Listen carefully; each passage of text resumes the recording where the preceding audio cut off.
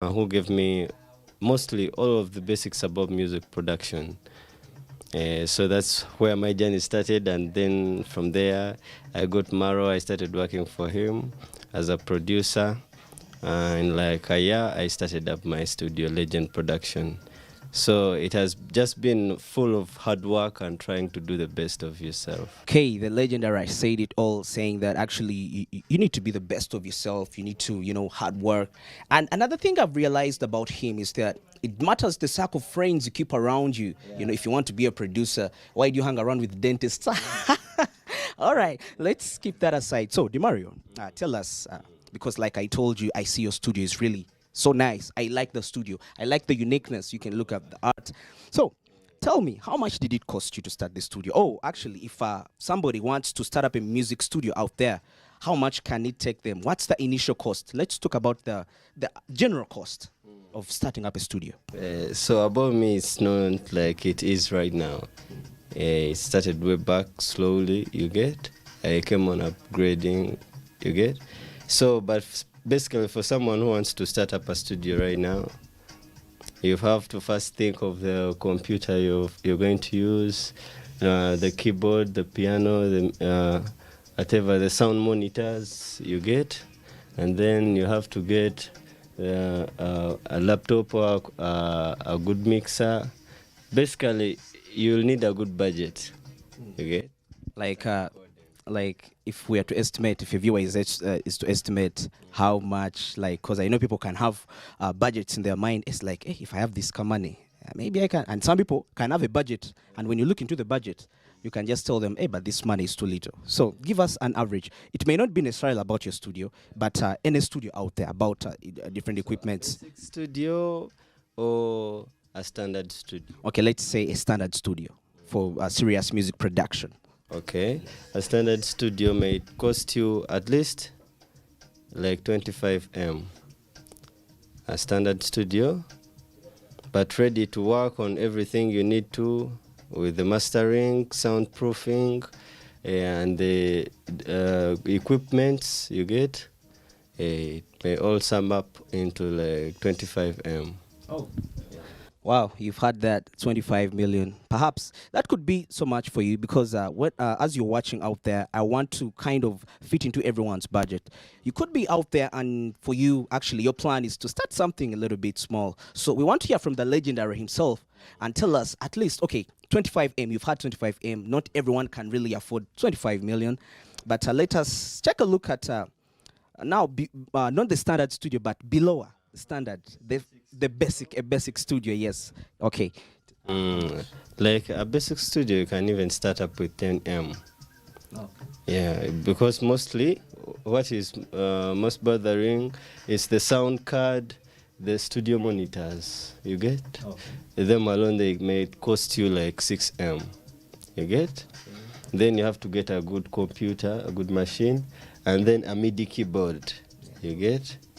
Then after MIDI keyboard, you have to then install the plugins and the software. You get? The installation only may cost you like 500. Okay. You get? Okay. So a basic studio like 10M. Oh. 10 million for basic studio. As we have seen, a studio has quite so many components. As you can see right here, we have a keyboard. This is a mini keyboard. Yeah, MIDI. MIDI means what? I studied sound, but I forgot. Yes. Give out sound. It has no sound. Oh, okay. It only works through a MIDI cable. Okay. So the computer. Okay, that's really good. Then you say the sound card and the monitors. These ones are the sound monitors. This is M Audio BX5. Okay. Yeah, but they range in sizes. There is BX8, a bigger size, or BX12. It depends on your budget. Okay. You get? So you have to get this sound card. Now, let's... The microphone, and the microphone with whatever, the filter, so that the vocals are clean, you get? By the way, Demario, talking about this, where do you get these equipments from? Most of these equipments, the best equipments to make the quality audio because when people hear, they love to hear that quality of the audio. Where do you get these equipments? Sometimes I send for them. I have some people who always travel, some artists, or I even have a sister, she always travels every time. So it is easy to send for something. I need to get there. Because I found out here some things are too expensive. You get? Here they just, there's a way they double the real amount of the cost of some of the things here because of the shipping and whatever. And their taxes, business, how they do their things. But for me, I get it easy to send someone I know, so they come back with whatever I want to get. Okay, you've heard he gets them from abroad. People like he has relatives out there because things here in this country seem to be a little bit much more expensive. So, as a person who desires to start up a studio one day, that's a tip to take back home. I told you this is the right program for you to watch right now. So, we've seen about we've seen the cost of starting a studio, and now somebody out there could be asking themselves, okay, yes, I've started my studio with my 10M. We saw that basic studio being 10M. And another person could really, maybe, God blesses them and they get the 25 million. They come and start up their own studio.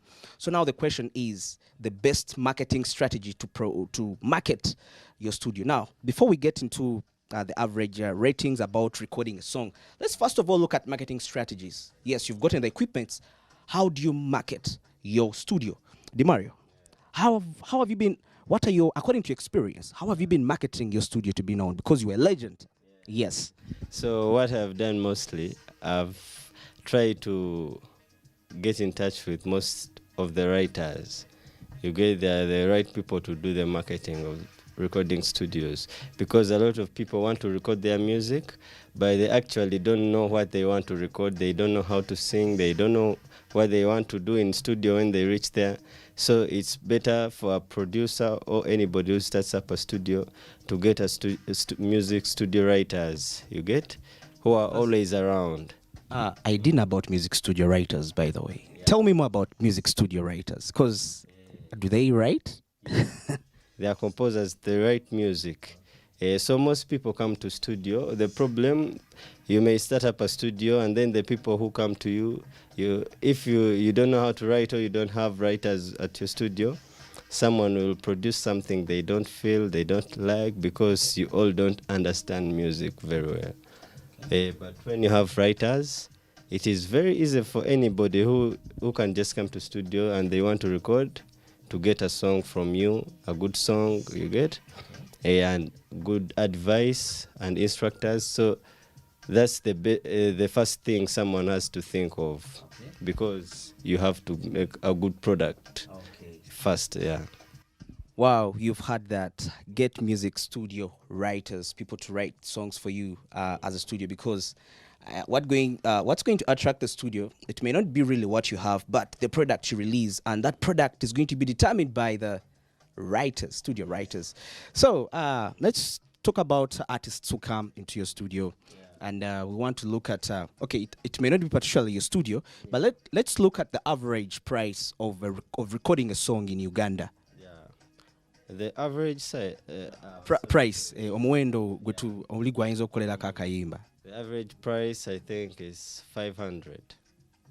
At least for any studio, 500 is okay to start with, to make a good song, a good project, because sometimes people don't think of these producers and the content creators, but and people have a habit of spending a lot of money on making their videos than spending on their audios. Yet that's the basic thing they have to first think of first. So 500 is okay. So you can even get a guitar, a live instrument in your song, anything. Yeah. Okay, 500 is the average price for any artist out there. So if you want to make up a studio, have this in mind, that actually when your clients come, expect 500 and maybe above, depending on your service quality. But then I've seen studios where the quality, like the amount they charge, it's not really 500. I've heard when I walk around, though I don't know, that's why I was coming to inquire from you. I hear some people do at 200, 250. What do you think about those prices? Actually, those people are not doing good music and good work. I think so. You get? And they don't really give it time. You get? Yeah. Because some of us, we charge a lot of money because we want a good product. We have mixing engineers and mastering engineers. It all doesn't end here. You get? We have to do a good product here.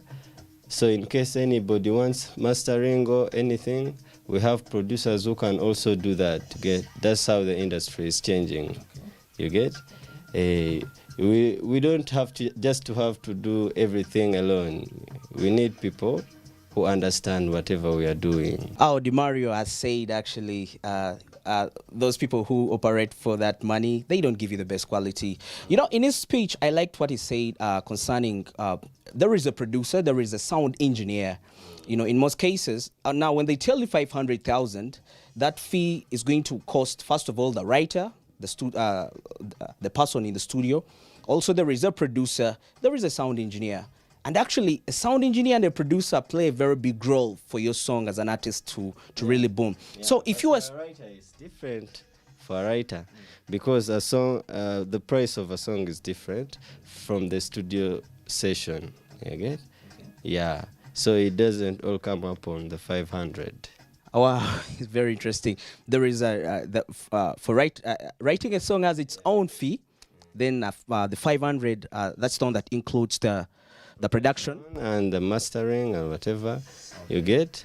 But the writers also have their amount. It depends on who is writing for you. You get, yeah. Wow. I'm getting to learn so many things right here in studio. But one thing I've come to realize over time is that besides musicians, because we've been trying to look at the aspect of the musicians, there are very other ventures where these studios, they have some other clients who come to use the studios. Now, DiMario, tell me, besides, because now we've seen during this pandemic time, business has been a little bit down because artists have not been recording music in this way. So, how have you been trying to solve this? Like, what solution did you come up with? Are there other clients besides artists? Yeah, a lot of people and a lot of departments use music or studio.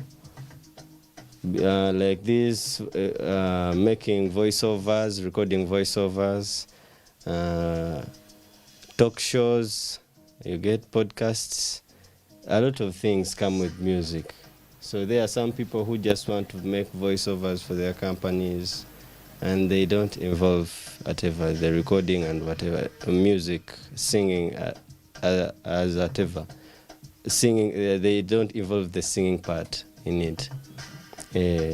So a lot of people use studio. Okay, we've seen there is a solution. So if you're a studio maker out there, I want you to have this in mind, is that not only artists are going to be your clients, but we've had voiceovers, people that do voiceovers, and this is really, wow, this is so interesting. So many people, and one thing you need to know is that as long as artists, maybe they're not making the music, because that season can be there, like we've seen, businesses never stop coming up. Actually, you may be surprised that so many new businesses have come up during this time of the COVID, these 2 years where we've been having lockdowns. But guess what? When the businesses arise, advertisement is key. And when they need advertisement, they're going to look for the studios to make those voiceovers, to make those adverts.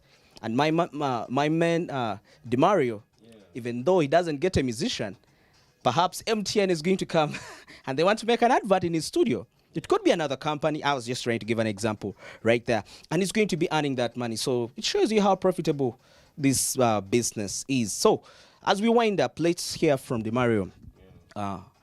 Any advice you could give to a person? Because I know there are students out there. Some of them are in music schools. And they really want to invest in music production.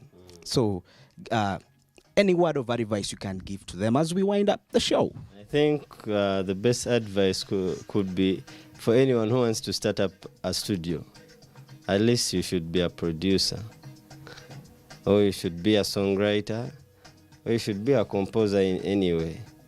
Because people mistake this studio business with something else. Some of them think when you buy the equipment and invest all of that money, in a few months you're going to make hits or you're going to make clients. So you get the music business is different. It's about the talent and the knowledge you have about the whatever the music. So it is very better to invest in it if you're a producer, a songwriter, or someone who wants to learn music. You get? Yeah, someone who has passion about music because it needs patience. You may not be a producer, but you have to have that passion about music. Yeah. Well, the legend himself, Demario, has said it all. First of all, if you're a student out there, perhaps you're still in a music school and you have this passion to start up a music studio at some point, he has told you need to be at least a producer or a songwriter. And by talking about this, he's trying to literally say that you need to have knowledge about what you do. It's not all about just coming one day and you hit and like you want to make hits, and it takes patience and time. Sometimes it may be a little bit discouraging, but don't give up. Just keep on pushing, keep the motivation on. But most importantly, do something you know, do something you know, do something you understand. Go to music schools, go study the music, go to music institutions. There are quite many institutions out there that are teaching people how to make the music. They're teaching people how to be sound engineers. They're teaching people how to play instruments. As we've seen, there are quite so many instruments right here in the studio. So it's really something very wide. Well, that's it for now. Till next time, have a goodbye. Yeah. Wow.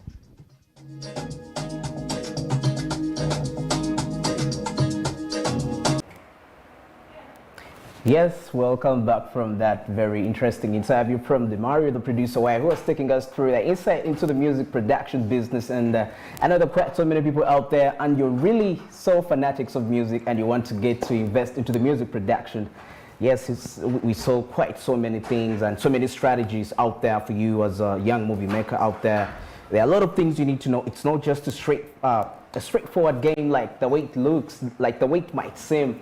There are some hurdles, there are some hassles, there are some lessons you learned along the way, and most importantly, it calls for patience. And we saw something about knowledge where he told us that if you really want to start up a music studio, you need to be very knowledgeable. Music production is very wide in its essence. For example, I'll give you an example of some studios, what they do. They employ beat makers. There is a sound engineer. There is a producer. A producer and the beat maker, they're a little bit different, and there is a difference. So like a sound engineer also is different, like how they do their operations.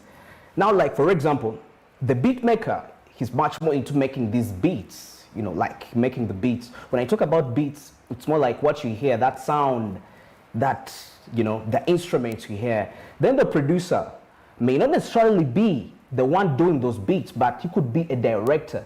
Like somebody directing the beat maker becomes a music producer. Then besides the producer, the beat maker, there is a sound engineer. That's the person who comes and mixes those sounds together. He makes the, in music there is what we call the frequencies. Yes, the frequencies of sound. For example, there is a guitar, there is a keyboard. So he comes, so that's the role of a sound engineer. There is a writer, like Demario said. So when you're starting up a studio, for you to release something really good, because remember, you're trying to look for a brand, something that is very unique, something that is very outstanding. So you have to invest in a lot. The best way, okay, you may not have the money to hire the sound engineer, the producer. Perhaps you could be having the money and you've just finished like you've just graduated from the School of Music and you really want to start up the studio. Perhaps you could be having friends you started with, because I remember, I know of a friend who started up a studio, but you find that all the people that are in that studio, they are his classmates. He was a producer, there was a sound engineer. You make networks, it matters the people you connect with for you to have something very successful. Remember, you're trying to build a brand, something that is very unique. So there are quite a lot of things. Now, besides the manpower, yes, you've gotten the manpower, you've gotten the instruments, like we had the average studio, like the price of an average studio is about 10 million. Yes, 10 million Ugandan shillings. That's something you can save for quite some time, little by little. What you get, you put it aside. Then after you've gotten the equipment, you've got manpower, then you need to market your studio. Yes, you need to market your studio. You need to know who your artists are. You need to know what kind of music you're going to venture in. And he told us one of the ways to market your studio very well is to get writers, studio writers. He called them studio writers. These are people that write the songs that come out of the studio. Because really, it doesn't really matter what your studio produces. Okay, like how your studio looks like, but it matters what comes out of your studio. For example, I've seen songs from Jamaica. Some of you like music from Jamaica, and those producers have really made very good money from the music. But it's very funny, you can find a hit song coming out of the Jamaican studio, but when you look at the studio, it's really so, let me say, funny. It looks, you can't even believe it's a studio. Actually, the studio where that interview was is way better than some of those studios. I'll be honest with you. But why do they make those songs that are really so magical? Studio writers, they get studio writers, people who write those songs, people who have the art to put together the music, and they bring out that, and wow, guess what? The magic doesn't stop coming. Yes, so it's really very important to know the people you put around, the people to write for you the music, the songs, and everything. So, and so many other things. Now, concerning the pricing of the song, yes, 500 may not be, perhaps currently you find that to a normal artist, like an upcoming artist, it may be quite a little bit challenging amount. Yes, it could be challenging, though if you want the best, still you can. But as a music maker out there, as a music producer, somebody who wants to put up a studio, it's okay. What you can do, for me, what I thought about is that there is this strategy whereby you can decide to make an agreement with artists. Let me say you get 10 artists, and you say that I'm going to be recording your music for, let me say, 1 year. And that 1 year, I'm going to be charging you this price. Like, let me say, 250. You know, okay, or 300, depending, because you need to incur the costs, like concerning, for example, electricity. You know, those are some of the costs which go as you're producing, the cost of electricity. Besides paying the workers, you know, plus the rent, the place where you're going to put your studio. So you get these artists, because one thing I know for sure, I've been around studios, actually very many studios, but it's really very interesting how you can find many people surrounding the studios, and those people are actually artists. It's so interesting. It's like everyone wants to be a musician. It's okay, it's not bad. As long as you have the quality, it's okay. But people are recording music. Even during the lockdown, people are recording music. And I was thinking, I'm like, okay, these studios must be really making money. Because not only do they do the art, there are other people that come to do adverts, like they want to do voiceovers for their, let me say there is a company wants to make an advert. Of course, they're going to go to a studio, and they're going to need that, they call it a voiceover, yes, where they get the voice artists and the voiceover, and after, before you know it, the advert is on air, it's playing, perhaps on radio, perhaps on TV. So that's another way you can earn money as music studio right there. So it shows you that when you engage into the music production, making music, you get you have a wide base.